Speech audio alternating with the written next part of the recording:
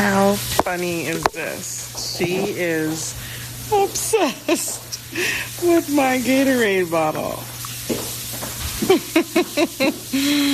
It's so funny. Honey, that's mommy's. That's mommy's. That's mommy's. It's so cute. That's a video Serena Williams posted last month of her with her new daughter. A happy moment there, but the days following her daughter's birth were certainly quite frightening and uncertain. In a piece for CNN, Serena openly talks about she nearly died a day after giving birth. She writes, quote, "It began with a pulmonary embolism, which is a condition in which one or more arteries in the lungs becomes blocked by a blood clot.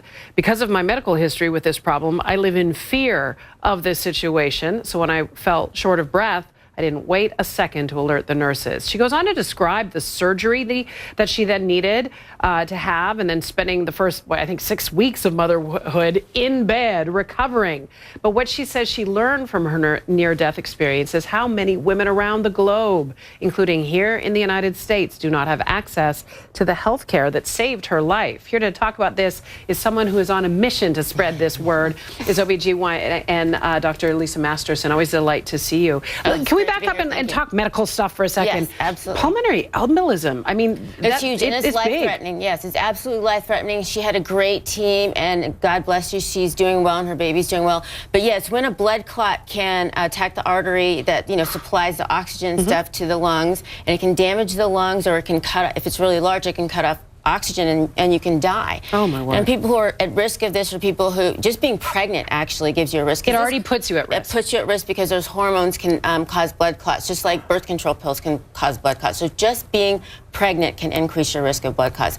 Blood clots can, and it can be a clot, like a fat clot. It doesn't have to be a blood clot. It can be an amniotic fluid embolism. There's lots of things. That's why sedentary or being sedentary or having surgery, things like that. Again, like I said, just hormones around, like pregnancy, those things, anything that can cause your blood to clot. Well, like you said, the team caught it quickly. She mentioned in this article, she spoke very eloquently about her passion to make sure that other women have the level of care that she has. She knows she's very fortunate that she has first-rate doctors and team, but she mentioned a statistic that I think people might find really astounding, that Black women die at a rate of 3 to 4 times more than Caucasian women and other women.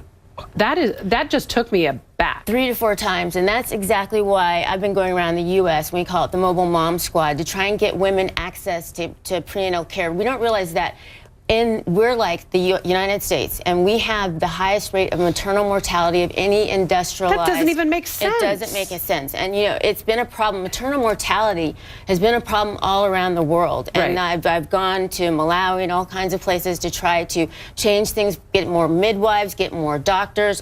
There's things that are treatable, doable. But here stateside, what are we not doing? Or what are we doing that's causing the problem? Women don't have access to care. They don't have access to care. They don't have good follow-up. They don't have prenatal care. They don't have protocols. The health insurance system, it's a multifactorial thing that I'm just starting right now to look into and to find. We've been going around Nevada and all up and down California to try and figure out what the problems are.